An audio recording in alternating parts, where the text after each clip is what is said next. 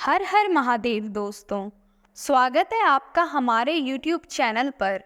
आज की वीडियो में हम सुनेंगे शिव महापुराण श्री वायवीय संहिता का तीसरा अध्याय, नैमिषारण्य कथा। ब्रह्मा जी बोले, हे ऋषियों, जिसने ब्रह्मा, विष्णु और रुद्र सहित पूरे संसार को रचा है, जिनकी कृपा दृष्टि पाकर संसार के सभी प्राणी भय मुक्त हो जाते हैं, जो सब इंद्रियों के मूल हैं, जिनकी कृपा से मुझे प्रजापति पद प्राप्त हुआ है, जो सब पर शासन करने वाले हैं, जिनकी कृपा से सूर्य, चंद्र, अग्नि, बिजली सहित पूरा संसार प्रकाशित होता है, वे परम ब्रह्म और कोई नहीं, स्वयं शिव ही हैं। इनकी अनंत महिमा को कोई नहीं जान सकता। त्रिलोकनाथ कल्याणकारी भगवान शिव ही निपुण, उदार, गंभीर, माधुर्य, मरकंद से सभी प्राणियों के स्वामी और अद्भुत लीला करने वाले हैं। उन्होंने ही इस संसार को उत्पन्न किया है। प्रलय काल में ही वे सारे ब्रह्मांड को अपने अधीन कर अपने में विलीन कर लेते हैं। भगवान शिव का सच्चे मन से पूजन और आराधन करने वालों को प्रभु का दर्शन प्राप्त होता है। भगवान शिव के 3 रूप हैं, स्थूल, सूक्ष्म और सूक्ष्म से सूक्ष्म। स्थूल रूप से देवता, सूक्ष्म रूप से योगी जन और तीसरे अर्थात अत्यंत सूक्ष्म रूप को शिवजी के परम भक्त और शिव व्रत का उत्तम पालन करने वाले ही देख सकते हैं। धर्म का विशेष ज्ञान हो जाने पर अधर्म का नाश हो जाता है और फिर शिवजी की अचल भक्ति प्राप्त हो जाती है।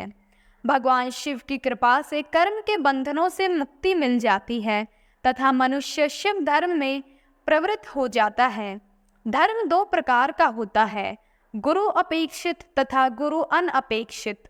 गुरु अपेक्षित धर्म द्वारा ही शिव धर्म में प्रवृत्त होकर शिव ज्ञान की प्राप्ति होती है और मनुष्य सांसारिक मोह माया को त्याग कर भाव साधन में लग जाता है। तत्पश्चात ज्ञान और ध्यान से युक्त होकर मनुष्य योग में प्रवृत्त हो जाता है। योग से भक्ति, भक्ति से शिवजी की कृपा और उनकी कृपा से संसार से मुक्ति मिल जाती है। तब मनुष्य शिव धाम एवं शिव पद को प्राप्त कर लेता है। इसीलिए ऋषिगण, आप सबको मन और वाणी को शुद्ध करके परमात्मा शिव के ध्यान में लग जाना चाहिए। यज्ञों और मंत्रों द्वारा आवाहन करने से वायुदेव आपके पास आएंगे, उसी से तुम्हारा कल्याण होगा। फिर आप सब पवित्र वाराणसी नगरी में चले जाना, क्योंकि वहीं पर पिनाकधारी शिव देवी पार्वती जी के साथ विराजमान हैं। इस समय मैं मनोमय चक्र को छोड़ रहा हूँ। इस चक्र की नेमी जहाँ टूटे उसे स्थान पर आप महायज्ञ आरंभ करना। यह कहकर ब्रह्मा जी ने शिवजी का स्मरण करते हुए सूर्य के समान चमकते दिव्य अलौकिक चक्र को फेंक दिया। सब ऋषियों ने ब्रह्मा जी को प्रणाम कर चक्र के पीछे चलना आरंभ कर दिया। वह चक्र बहुत दूर चलकर एक बड़ी शिला से टकराया और उनकी नेमी टूट गई।